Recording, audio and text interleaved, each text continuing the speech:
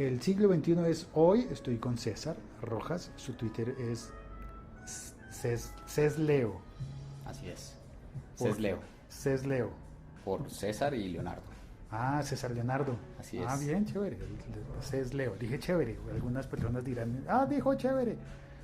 Sí, César trabaja en una revista que se llama Arcadia. Es una revista bellísima que tiene un énfasis en literatura, pues un énfasis histórico en la literatura y en las artes, las que no miran las otras revistas, y además se ha estado metiendo en cosas digitales, y por eso pues César Pero además, perdón, Sí. pero además cine, teatro, artes plásticas, que ya, pues digamos que de la cultura en general. Sí, tradicionalmente se hablaba principalmente en literatura, Ajá. pero vimos que es importante hablar de la cultura en general, como en un espectro más amplio. Sí, y me parece interesante que además cuando hablan de esas otras artes, también lo hacen con otra mirada, porque es decir, no es como que las películas de Van Damme o de los lanzamientos que puede que aparezcan, pero yo veo que hay una mirada distinta, un enfoque distinto en la revista Arcadia, que también está disponible en web para quien esté oyendo. Sí, en www.revistaarcadia.com. Estás escuchando un podcast de laliga.fm. Y ahí pusimos un clipcito que dice: estás escuchando un podcast de la liga.fm. Y aquí ponemos, yo mientras tanto le voy mostrando a César cómo funciona la aplicación de Spreaker. Y aquí ponemos un playlist de temas musicales. En este tengo un fondo musical.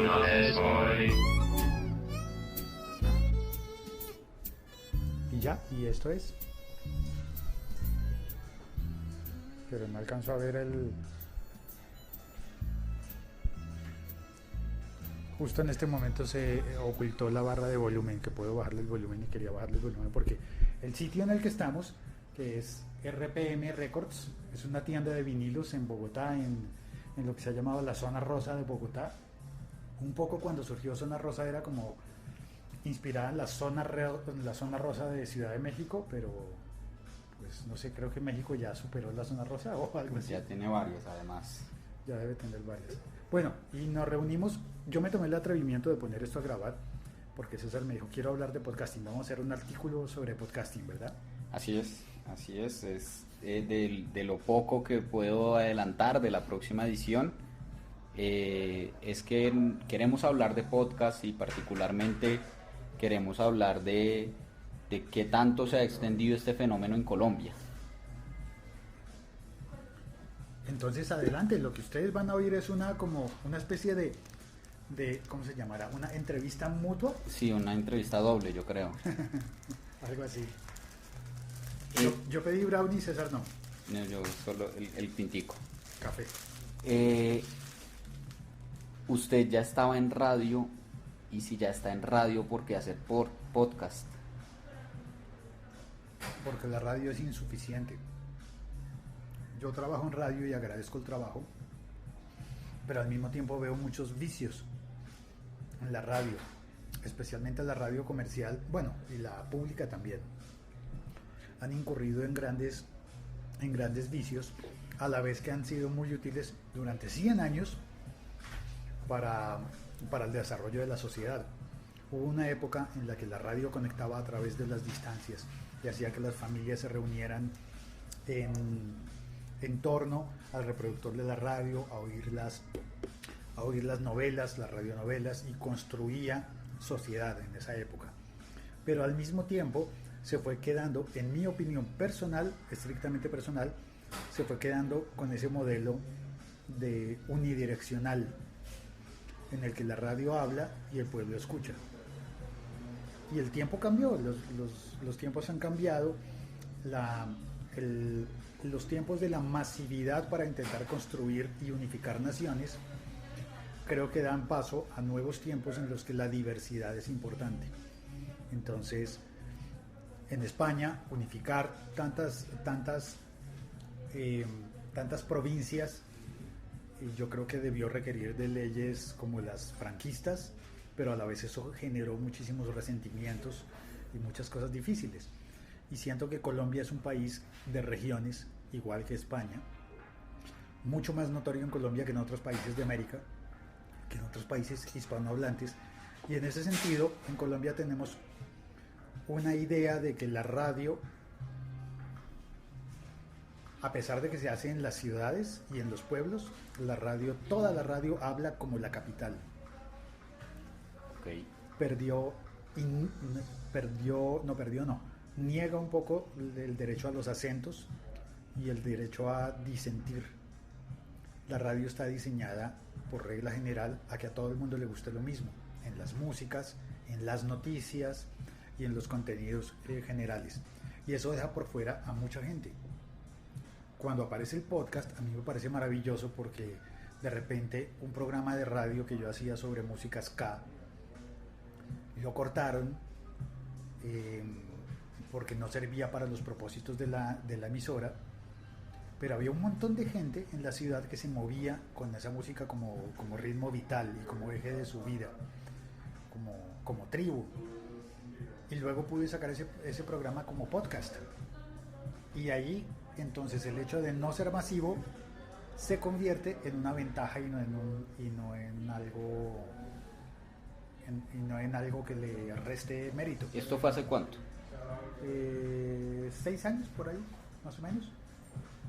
O sea que es como los precursores del podcast aquí en el país. No sé qué tan difundido está además. Yo creo que soy un gran entusiasta, pero no precursor. De hecho, esta tienda en la que estamos, uno de los dueños, Julián, hizo el primer podcast que yo oí. Lo llamó, si no estoy mal, el tape, el home tape, ahora se me olvidó. La idea de él era pasar en podcast lo que se pasaba antiguamente en un cassette. Mixtape, el mixtape se llamaba. Uh-huh. Entonces él juntaba canciones, él, que es editor de video, hablaba de las canciones, las buscaba, las ponía porque le gustaban a él, y entre las canciones las presentaba, y lo estaba haciendo con un Mac en aquella época. Creo que lo estaba haciendo con el programa GarageBand.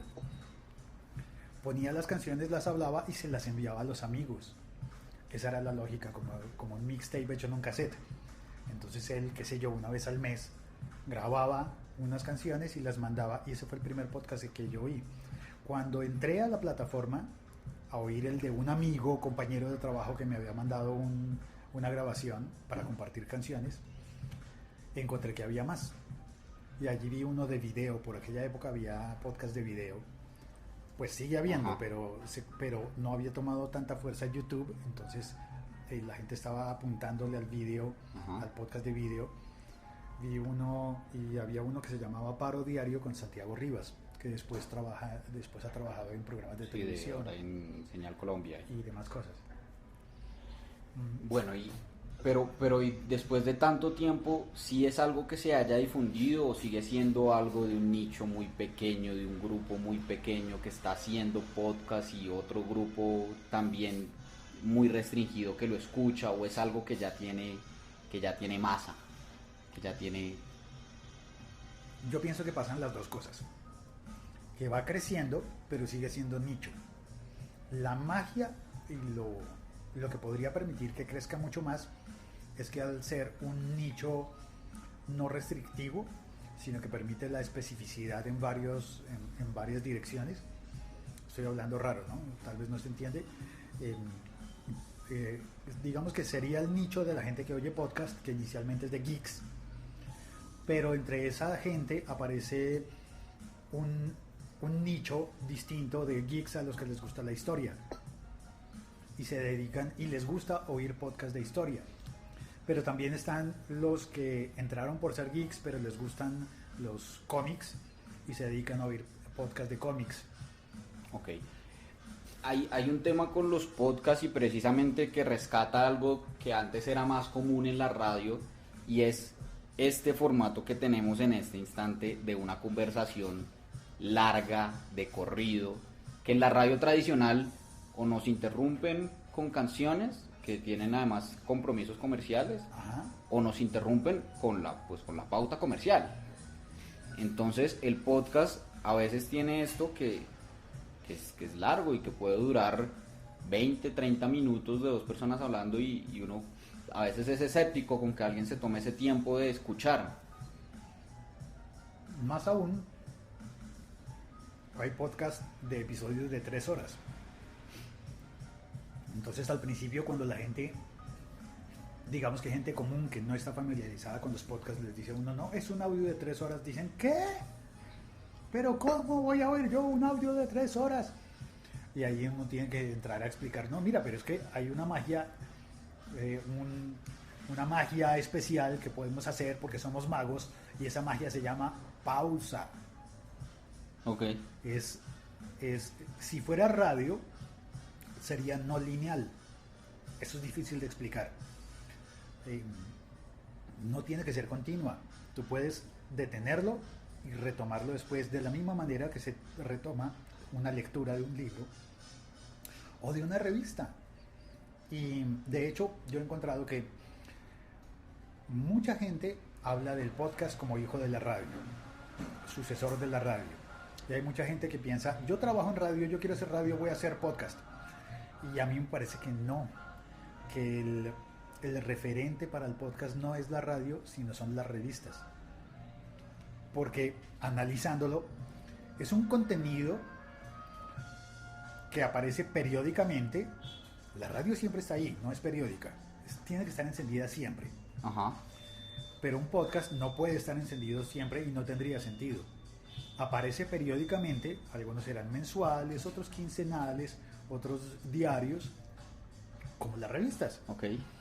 Y ese contenido está disponible por suscripción, como las revistas. Yo me suscribo y me llega el episodio, llega el ejemplar de la revista. Cuando llega a mi casa la revista, o cuando llega a mi teléfono, a mi podcatcher, el episodio podcast, ¿qué hago con él? Lo oigo en el primer momento que yo tenga disponible. La radio no espera. La radio te exige e intenta acoplarse y hacer programas por la mañana para acompañar a la gente que se está levantando, programas por la tarde para acompañar a la gente que va a volver a la casa desde el trabajo, pero tiene que sincronizarse con las horas del día. En el podcast y con las revistas es el medio el que se sincroniza obligatoriamente con el tiempo del lector. Y uno puede doblar la punta de la hoja y decir, ya me tengo que ir al trabajo. Okay. En esta parte voy. ¿Qué es lo que tiene, digamos, herramientas, hablemos de algunas más conocidas como SoundCloud, que de alguna forma uno marca? ¿Dónde quedó? Sí, en SoundCloud uno puede poner un comentario en un punto exacto. En eso es pionero y nadie más lo ha logrado hacer. Poner un comentario en un momento exacto del episodio podcast. Es una forma de marcar. Sí, es una forma de marcar.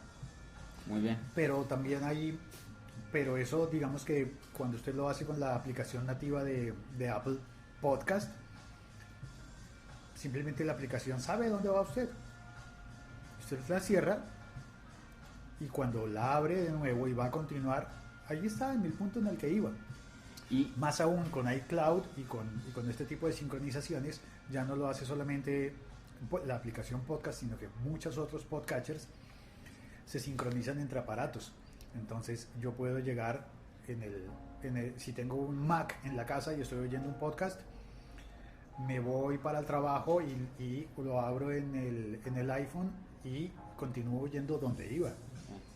Y cuando llego a la casa y me voy imaginémonos que somos ricos y que tenemos una sala de entretenimiento donde hay un Apple TV, sí. Ahí puedo seguir oyendo donde iba. Y en su experiencia, de lo que usted puede conocer de sus, digamos, a ver si nos funciona la palabra, de sus podcast escuchas, Ajá. de sus oyentes, esta es la dinámica, ese es sus hábitos de escucha de podcast. Es como voy a escuchar ahora que puedo 5 minutos, pero me distraje o me aburrí o me perdí, luego retomo y es interrumpido. Sí, Puede ser interrumpido con los podcasts de larga duración, pero también puede ser de hábito. Entonces, al comienzo yo con vicios de radio empecé a hacer el podcast del siglo XXI Soy como diario, porque descubrí que con la aplicación de Spreaker lo podía hacer diario mucho más fácilmente, no requería tanto trabajo y tanta parafernalia, sino que era más fácil. Se puede hacer a diario. Bien, hagámoslo, intentémoslo así. Con el vicio de radio yo pensé, hay que hacerlo de 1 minuto, porque es que es a diario. Y luego empecé a recibir los comentarios de la gente, que esto es algo maravilloso también, que en radio nadie oye los comentarios del público. En podcast sí, porque puede recibir audios y hay una cantidad de formas de participar. Y empecé a recibir comentarios de gente que me oía y que me decía, es que todavía no he acabado el recorrido en el metro. Mi recorrido de metro o en tren es de 40 minutos o manejando es de 40 minutos y tus episodios son muy cortos, son divertidos, puedes hablar más. Entonces como que eso me rompió un esquema de la radio de que tienes que ser breve. Y le empecé a darme permiso de conversar, de equivocarme, de confesar cosas humanas, como si un día estoy triste, ¿por qué no voy a contar que estoy triste? ¿Por qué voy a pretender como en la radio y tengo que fingir porque hay un compromiso comercial que estoy súper alegre y que voy a anunciar un ron? Tengo que hacerlo súper alegre, pero yo estoy triste hoy. ¿Qué voy a hacer? No, en podcast puedo decirle a la gente, ¿saben qué? Me fue mal ayer y estoy muy triste porque todo me falló. Y se empieza a parecerse a un grupo de amigos, más que a un grupo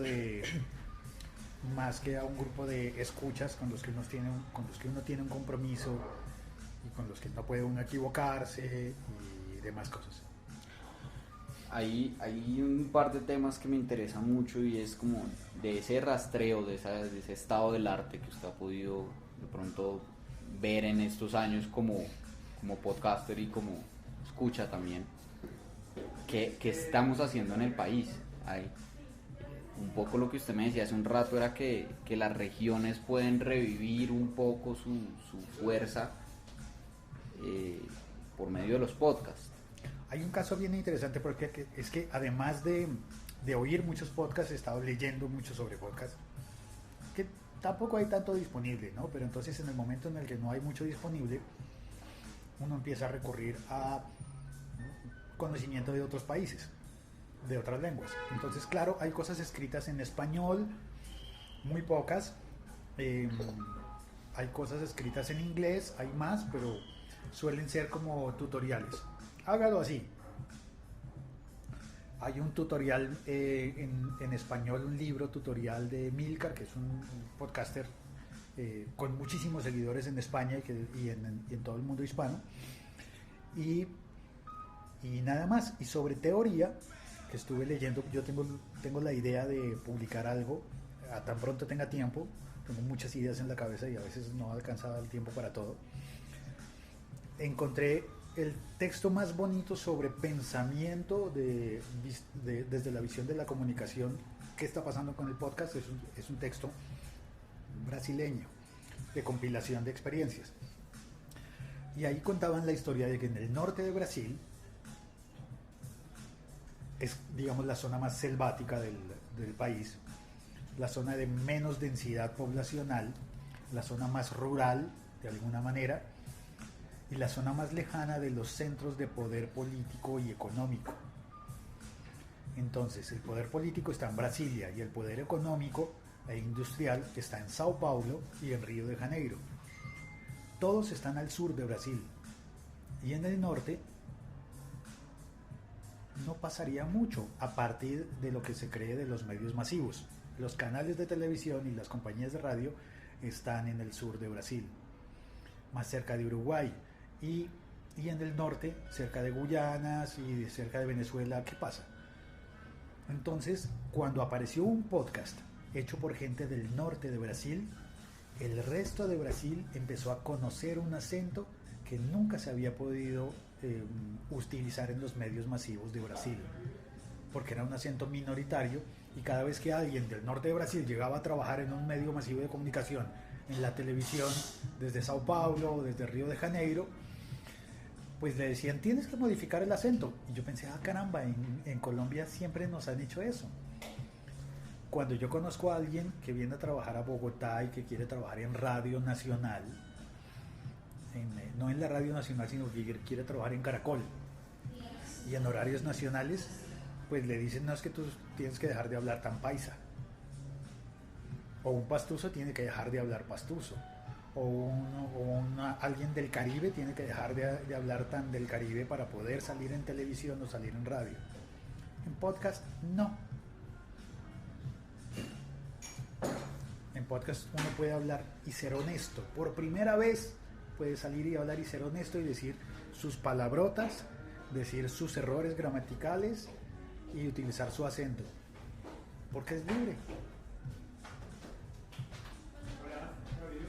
Y eso ha pasado acá. Tenemos ya o sea, sí tenemos podcaster en la costa, si hay algo en el Amazonas o estamos quedados en eso. Está desarrollándose muy lentamente. Yo tengo la ventaja de estar en Bogotá y de estar más conectado que otras personas que comienzan a hacerlo desde las regiones.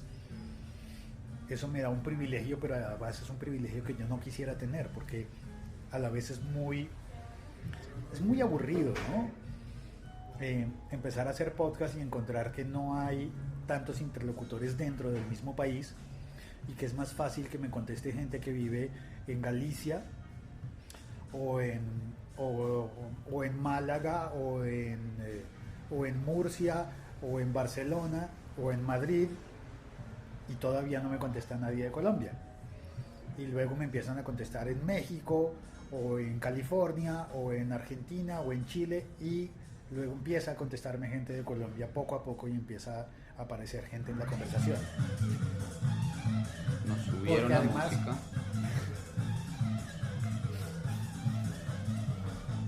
Pongámosle pausa mientras pedimos bajar la música. Ya pedimos que le bajaran el volumen a la música, pero además es difícil, ¿no? Están vendiendo un vinilo, entonces el señor pidió oír el vinilo, claro. Pues ¿cómo le dice uno que no? Claro. Punto medio. ¿En qué íbamos?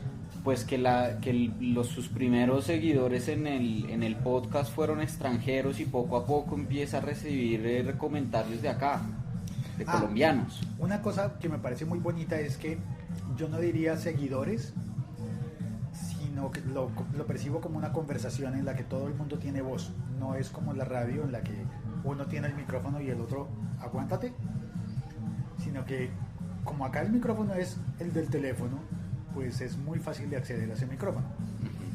Y entonces se generan conversaciones que son conversaciones públicas y que uno puede oír, y uno puede participar en la conversación de manera pasiva o activa, pero es uno quien lo decide. Entonces yo diría que la primera cosa que yo detecto como error de venir de radio y empezar a hacer podcast es creer que basta con hablar. No se puede concretar un proceso de comunicación solo hablando. Ahí es necesario, es imprescindible oír para poder hablar.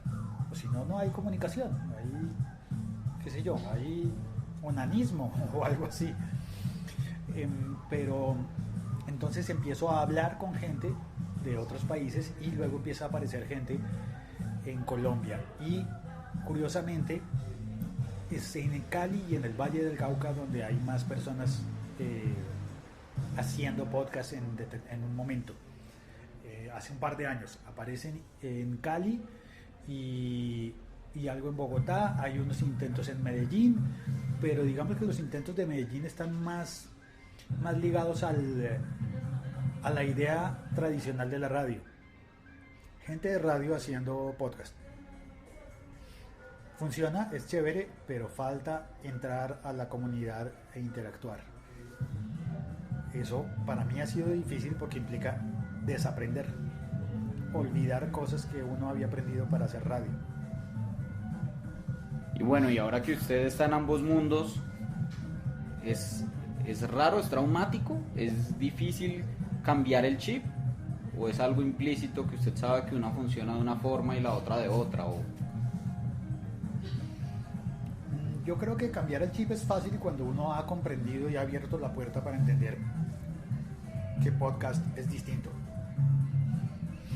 Es fácil porque es como cambiar de leer un libro a leer una revista o a leer un cartel de prensa. Entonces se puede cambiar, pero sí creo que me ha implicado desde yo creo que esto ya no se está oyendo bien, ¿o sí? Sí, debe estar oyéndose pura música. Implica cambiar el chip porque en la radio nadie contesta y porque en la radio hay que medir todo lo que se dice y ya. Sí, bueno, debe haber más cosas, pero yo soy tan entusiasta del podcasting que no lo veo como trabajo y la radio la veo como trabajo, entonces para mí es como, en mi caso, es como los que son aficionados a los juegos de rol o a hacer rompecabezas o a jugar billar o a cualquier afición. Veo el podcast como afición, pero más que como afición también como ejercicio de comunicación, y veo la radio como un trabajo.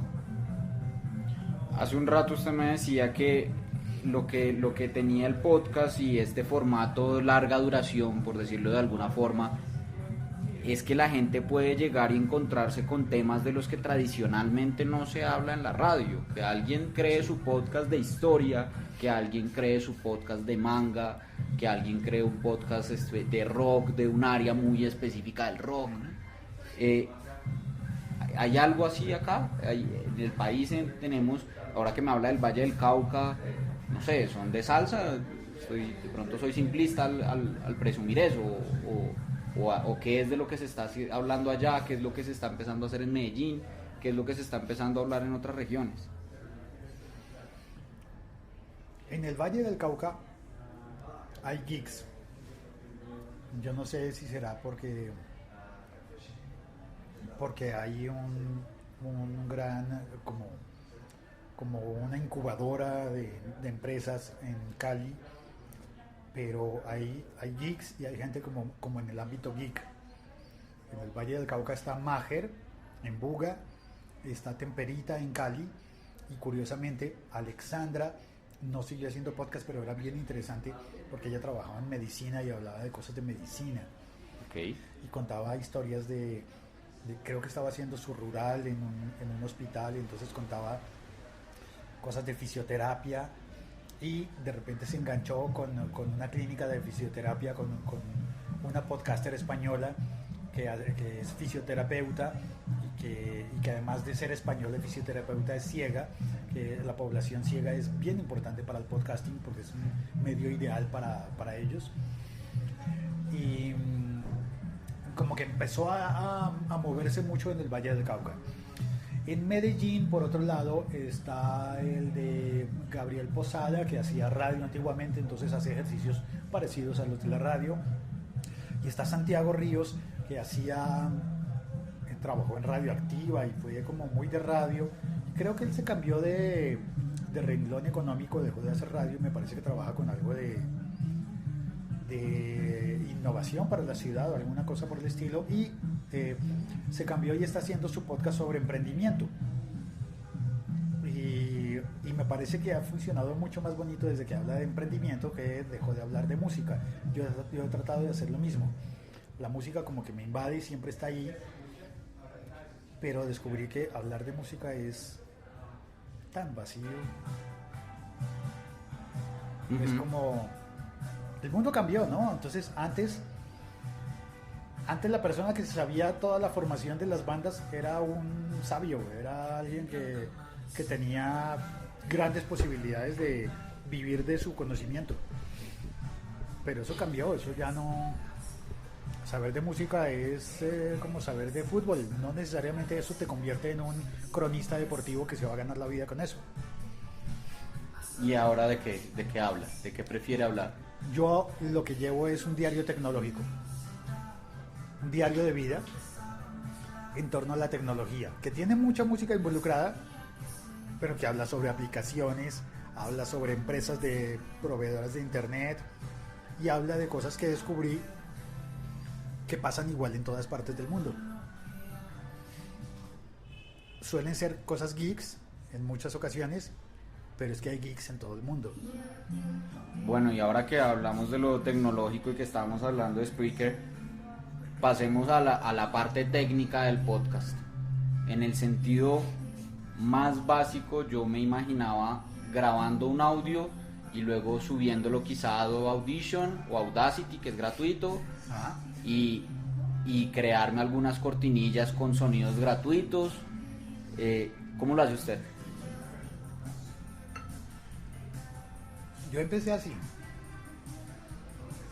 Tenía la ventaja de que por el trabajo tenía Pro Tools.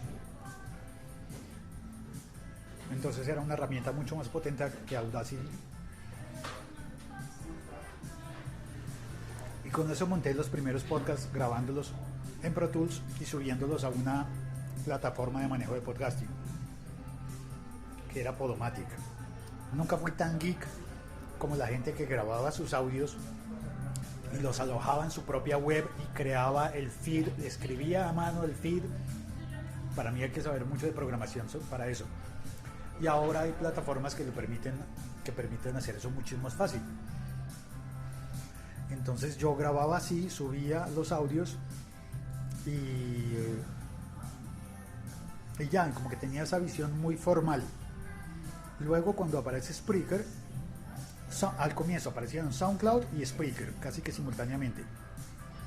Pero SoundCloud se enfocó más para músicos y Spreaker se fue enfocando más para podcasters.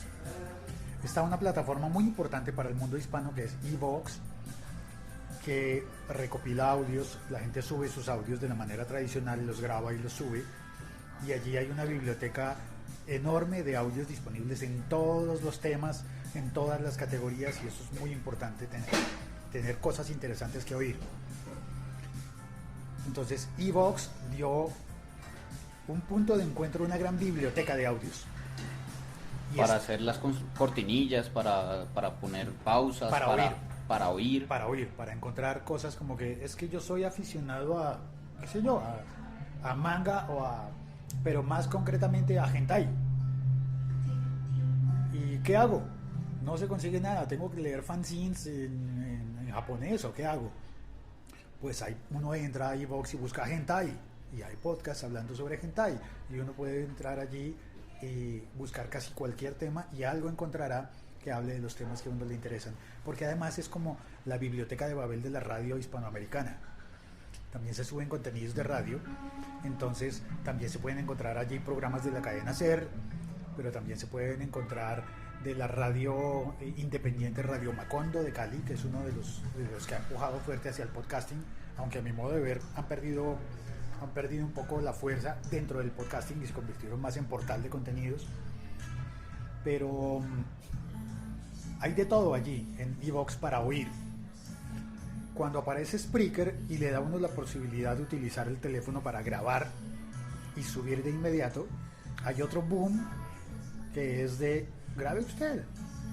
No solamente los que se habían puesto en el trabajo de conseguir las cortinillas y conectar un micrófono a la computadora y conseguir el Audacity, sino que ya se hace mucho más fácil, y entonces aparece alguien que empieza a compartir sus experiencias en cualquier tema. La mayoría de veces, por ejemplo, es muy fácil compartir sobre series y películas,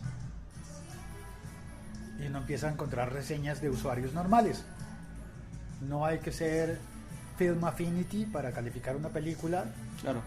Y hay gente que dice, oigan, vi tal película y me pareció muy buena, en cambio tal otra, no. Cualquiera puede hacer su crítica cinematográfica. Y suena divertido. Y empieza a ser importante.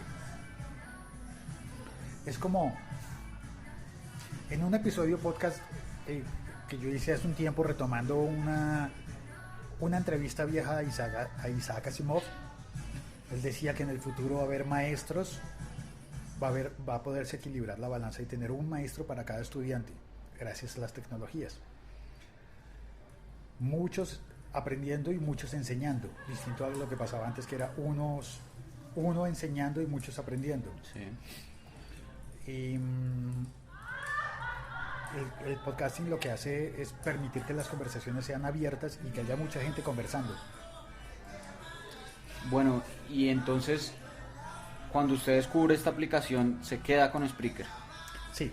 Y la dinámica de trabajo, por decirlo así, de hacer un podcast es un poco esta espontaneidad que tenemos en este momento, pero después, ¿qué hay? Hay una edición, hay un publicar instantáneo. Publicar instantáneo. Hay muchos géneros, ¿no? Como que la radio tiene sus géneros y el podcasting también toma algunos de sus géneros. Cuando hablamos de This American Life o Serial, es volver al audio reportaje, ¿no? Reportaje y reportaje de investigación.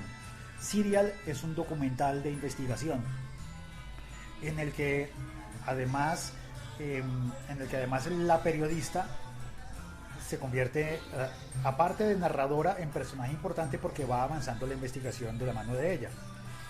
Entonces, pero eso ya lo habíamos visto en cine.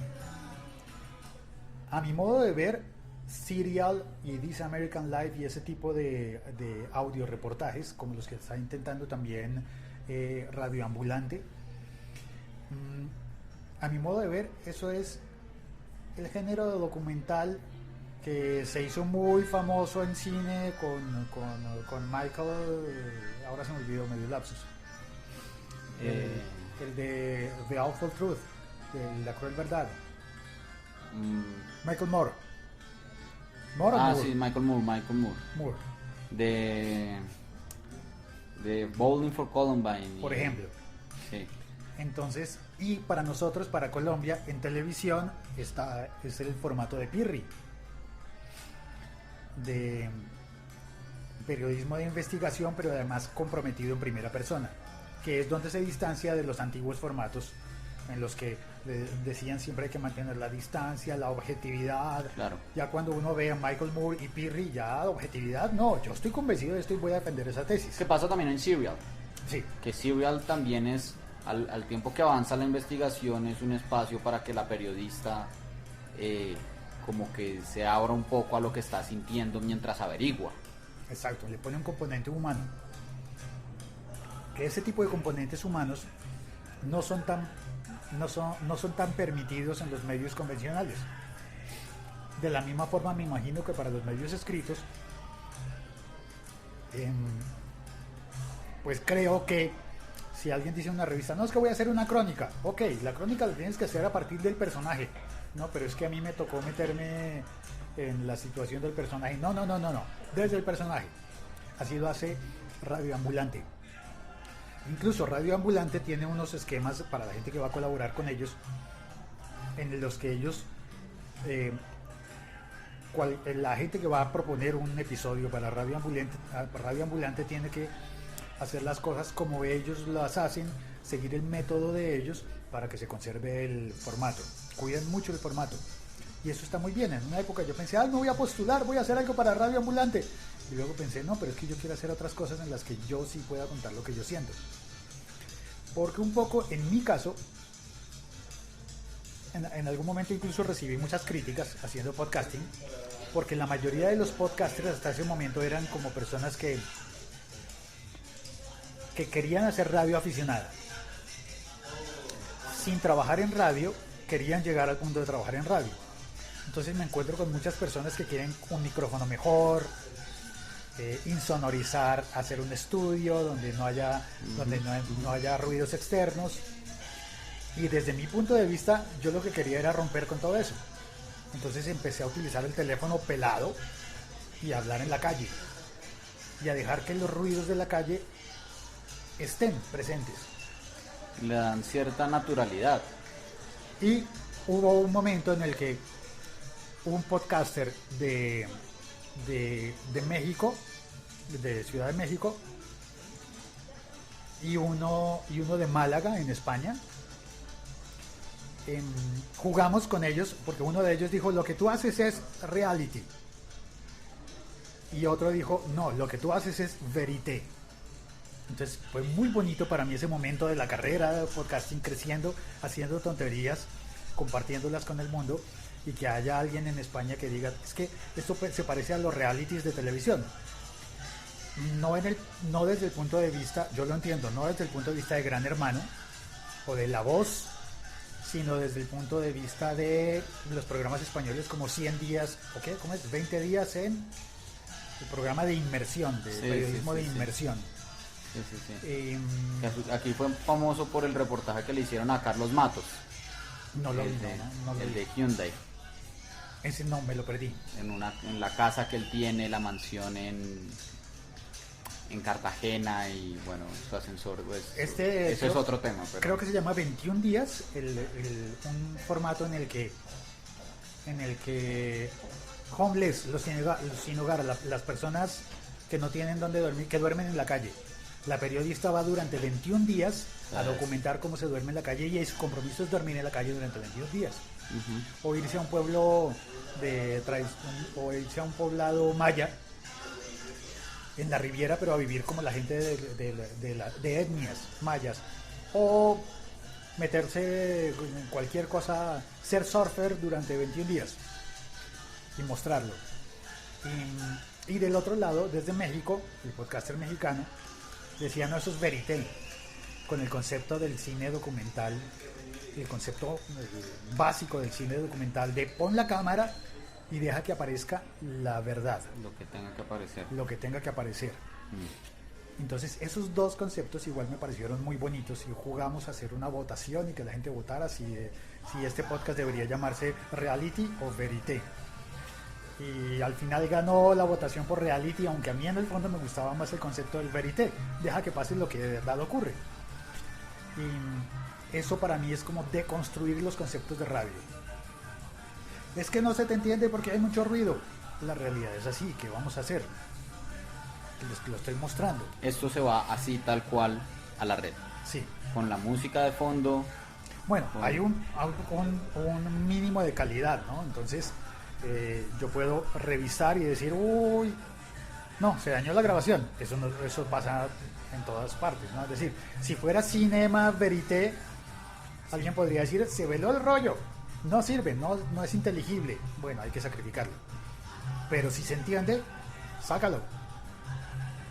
Okay. Y también darle poder al oyente, un poder que en radio y en los otros medios no existe. Y el poder al oyente está en la pausa, en el adelantar y en el retroceder. Varias veces me ha pasado que hay personas muy acostumbradas a la radio, que, por ejemplo, cuando empecé a publicar el podcast en el blog En el Tiempo, publiqué un episodio que hablaba, no me acuerdo sobre qué, sobre Roja Directa, el portal para ver fútbol pirata. Sí. Y el episodio duraba 9 minutos.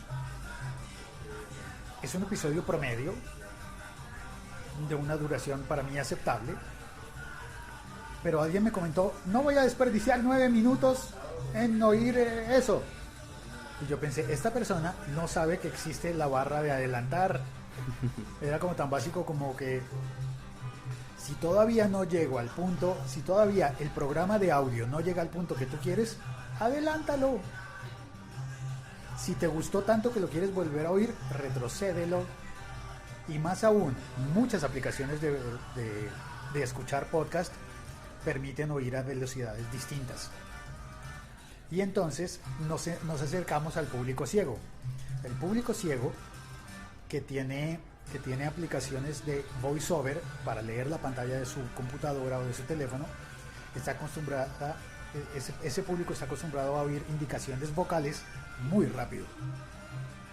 Entonces los lectores de pantalla sería muy aburrido para una persona ciega tener un lector de pantalla que le diga botón de inicio,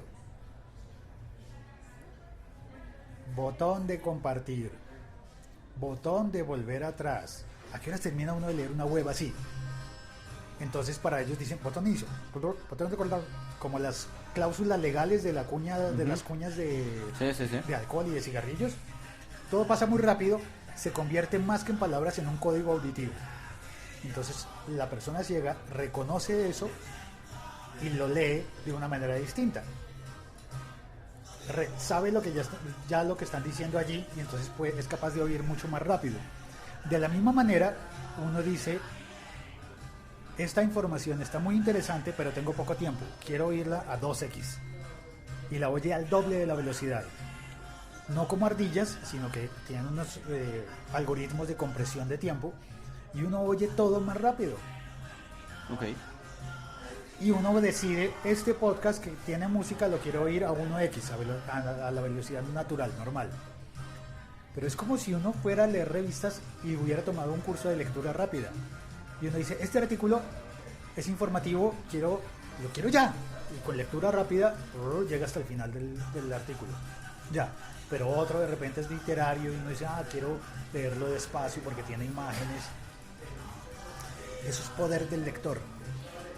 Eso no está en manos de quien habla decidirlo. Posiblemente preverlo, pero no decidirlo. Entonces se distancia mucho de la radio. Félix, si alguien quiere empezar, tiene esta idea, ya dejamos claro que quizá no sea un camino para llegar a la radio, puede que sí, puede que no. Pero si alguien está con la idea de que quiere empezar a decir cosas con cierta periodicidad en la red, en un formato de audio, ¿por dónde empezar? O sea, ¿qué recomienda usted? ¿Hay un camino? Yo sí recomiendo un camino que es empezar por oír. Cuando me he encontrado con gente que quiere trabajar en radio, que sueña con trabajar en radio y se mete a hacer podcast porque sueña con trabajar en radio, es gente que está muy ansiosa de hablar. Y eso es un ejercicio que no conduce muy lejos. Es como si alguien se sintiera muy solo en su casa y entonces se pone a hablar con las paredes o con las puertas Es más efectivo cuando alguien sale a la calle y entra a una cafetería y decide hablar con el vecino, porque empieza a fluir la conversación. Entonces hay mucha gente que dice: pero tengo pánico, el miedo a la hoja en blanco, el miedo al micrófono.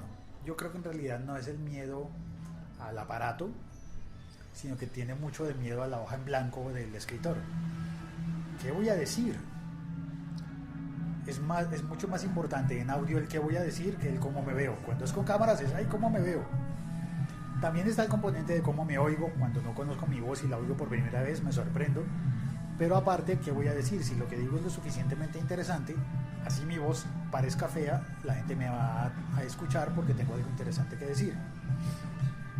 ¿Y cómo encuentro algo interesante que decir? O yo sé mucho y estoy ya consagrado, soy un profesor universitario con PhD, con doctorados y sé mucho, o yo entro en una conversación. Es más fácil entrar en una conversación, y para entrar en una conversación es imprescindible oír. Entonces hay un género de podcasting que no he visto que exista en otros medios, que es el In Reply To. Yo aconsejo el género de In Reply To como ideal para comenzar a hacer podcast. Uno está oyendo y de repente oye que en un podcast alguien dice: las plantas son verdes. Y uno dice: no todas las plantas son verdes. Hay unas que son rojas. Yo conozco una que es roja. Entonces puede grabar un episodio In Reply To diciéndole a ese podcaster: oye, yo conozco una planta que es roja y se llama tal y es roja porque tal cosa. Y con eso tiene ya un gran episodio podcast que además puede apalancarse porque está hablando con uno que ya existe y que ya habla. Y estoy seguro de que entre los podcasters no existe el ignorar de la misma manera que existe en la radio. Claro. Ahí usted me hace pensar en algo que hemos obviado todo este tiempo, y es que es algo como muy individual. Por naturaleza el podcast es así, es algo de uno solo, o o cómo coordinar. En la radio tradicional existe una escaleta y entonces hay ciertos tiempos y como que ya antes hay un acuerdo tácito de primero hablo yo y yo modero y luego van a hablar ustedes y vamos a entrevistar a este personaje, y como la gente no ve, entonces yo estoy dando la palabra, señalando, y hay como cierta coordinación previa para hacer algo grupal. ¿Cómo funciona? Porque debe haber, ¿cómo funciona el podcast grupal? Hay muchos ejemplos de podcast grupal, pero creo que más de pareja.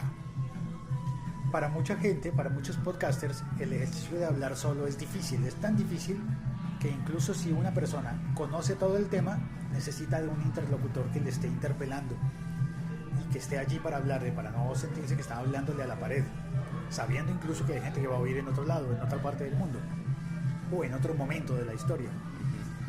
Entonces hay muchos podcasts de formato pareja.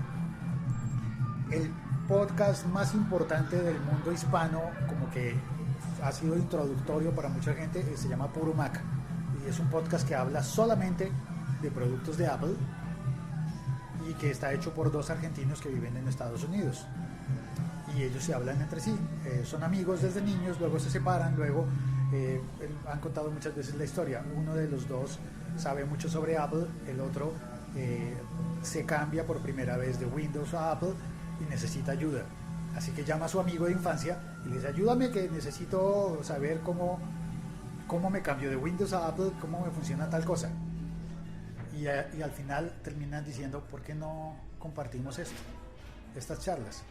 Graban un podcast hablando entre ellos dos, y todos los demás empezamos a oírlos y a aprender de las charlas con ellos, y después a interactuar, a mandarles tweets, a mandarles correos, y ellos contestan, y se empieza a crear una sociedad a partir de eso. Y aquí viene un punto que también hemos obviado, y es que curiosamente en España el podcasting ha crecido muchísimo más que en América, porque en España no existe de la misma manera el, ¿cómo le llamaría? Gringocentrismo. Entonces, al ser España un país en el que el nivel de penetración del idioma inglés es tan bajo, y el gusto por hablar el castellano y las lenguas de España es tan importante, entonces no están mirando a Serial, no están oyendo a Serial de la misma manera que acá la gente dice: ¡ay, Serial! ¡Oh, This American Life! O uno se descresta acá porque Mark Maron invitó a su podcast a Obama y Obama fue al podcast de Mark Maron. O Dan Carlin, hace episodios de 3 horas hablando de la Primera Guerra Mundial, y la gente oye 3 horas. Todo eso está en inglés. Eso hace que la difusión del podcasting sea muy restrictiva a ciertas escalas sociales. En España no. En España hay podcasts de humor básico, popular, grosero, adolescente, fino, de todos tipos. Y en España empieza a generarse eso en español. Mientras que en América hay mucha gente que se considera adelantada y que quiere aprender de podcasting y está mirando a los Estados Unidos. Eso hace que se dediquen a oír podcast en inglés y se desarrolla poco el podcast en español. Y ahí es donde está el mérito de Puro Mac, porque estando en Estados Unidos lo hicieron en español. Uno de los dos participantes dijo: yo quiero tener mi vínculo con mi idioma de mi país natal. Hablan inglés todo el tiempo, toda la vida, y encontró un espacio para hablar en español, que fue el podcast. Okay. Y a partir de ahí creo que entramos muchos a oír eso. ¿Con más gente es caótico? ¿Es más difícil? ¿Necesita más preparación? Si yo decido con un grupo de amigos, con, no sé, unos 3 o 4, y nos vamos por lo tradicional y queremos hablar de fútbol, y no sé, solo por poner un ejemplo clásico, o si de pronto yo me pongo con mis compañeros de trabajo y decidimos hablar de cine, ¿con más gente necesita esa preparación? Podría ser que sí, podría ser que no. En el formato tradicional de radio dice que sí, que hay que tener una escaleta, o un libreto, saber cuál es el tema, no salirse del tema, pero la magia y el gusto está en salirse de eso. La espontaneidad. Las sorpresas y las cosas maravillosas vienen cuando no estaba escrito, porque de otra manera pues está escrito, pues haz un blog más rápido, ¿no? Más fácil de indexar. Te va a ir mejor en la web cuando haces un blog, porque vas a aparecer en las búsquedas de Google y la gente te va a enlazar. Con un podcast no, Google no sabe de qué está hablando uno en un podcast, porque no entiende el habla, solo entiende el texto escrito. Eso es una dificultad también para el podcast, pero también es una magia porque lo humano sale allí con mucha más naturalidad. Entonces, y hay herramientas. Digamos que la limitante antiguamente era, pero es que para eso hay que conseguir una mesa de mezcla, una consola, un micrófono para cada uno y cosas por el estilo. Hay ejercicios muy bonitos, como por ejemplo el de Logos Podcast, que es un podcast que se hace en Bogotá, que son unos muchachos, yo creo que deben ser universitarios todavía, y tuvieron un episodio que a mí me pareció maravilloso, que fue que se reunieron a jugar rol y grabaron el juego de rol. Una tarde, una noche en la casa de algunos, yo lo hice porque me gusta el juego de rol muchas veces, y pensé, ¿cómo no se me ocurrió? Ellos grabaron y después uno de ellos editó para que quedara más corto, le agregó algunos efectos de sonido y eso queda como una aventura. Es una cosa maravillosa porque es una evolución de lo que sería la radionovela, pero también se parece a los videojuegos, pero está como emparentado con todo, tiene una narrativa porque hay una historia que está ocurriendo, pero tiene la espontaneidad de que un jugador se puso bravo y se queja, y a uno le da risa en ese momento porque no es el personaje que está hablando, sino es el jugador, porque no es un personaje actor, es un jugador, es distinto de la radionovela. Entonces ahí hay cosas maravillosas cuando se sale de lo preestablecido, de lo planeado, de lo esperado. Y la tecnología también cambia, entonces ahora hay plataformas como Blab o como Zencastr que hace que uno pueda grabar por Skype, y que cuando todo el mundo, en lugar de tener una mesa de mezclas y 5 micrófonos porque son 5 amigos, pueden estar cada uno en la comodidad de su casa y grabar desde su casa, y al final hacer una mezcla. Zencastr incluso propone hacer una mezcla sola en la aplicación. Dice, no, yo mezclo, usted solamente póngase unos audífonos, active su micrófono, yo grabo lo que se oye por su micrófono, como usted tiene audífonos, solo lo oigo a usted, y así pasa con las 5 personas, se conectan, hablan por Skype, Zencastr graba, Zencastr mezcla, y al final le entrega la charla armada. Bueno, en teoría, ¿no? Todo eso hay que pulirlo y habrá veces en que sale mejor y en que sale peor, pero la tecnología nos va dando cosas, nos va dando más herramientas, y es que eso pasa cada semana. O sea, el que esté preocupado por tener una mesa de trabajo con mezclador y micrófonos, ya no es trascendental. Hay gente a la que le gusta, le sigue gustando, pero yo lo veo como que es igual a la gente que le gusta oír los discos en vinilo y no en CD, y a otros les gusta tenerlos en CD, en compact disc y no en Spotify, y otros dicen, sí, Spotify es más fácil. Okay. Gustos, pero no es imprescindible tener un compact disc para poder oír un disco. Okay. No es imprescindible tener una consola para poder hacer un programa, un podcast.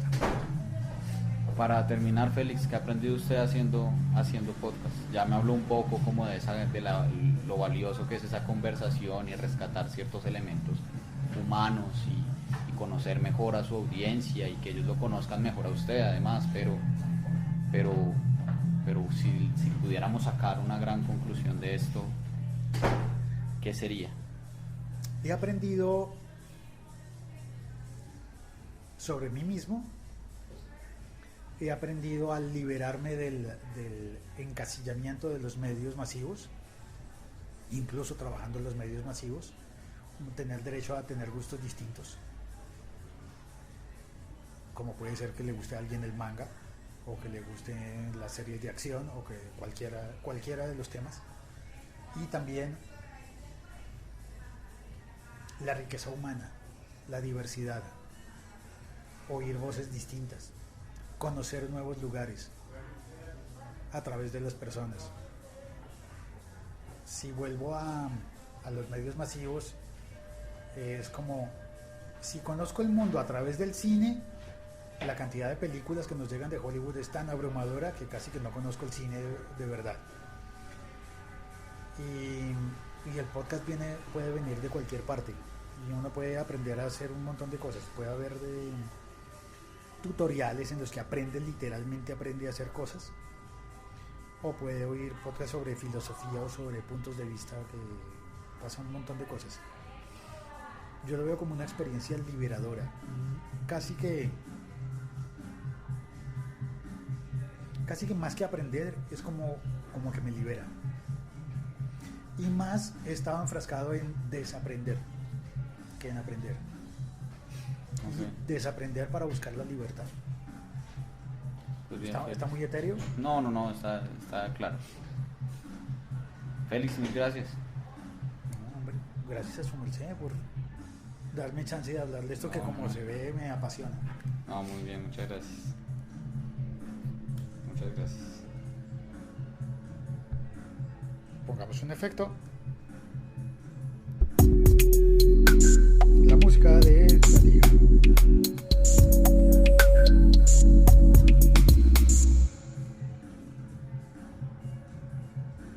Y ahí está, 62 minutos vamos a completar. Chao. Gracias.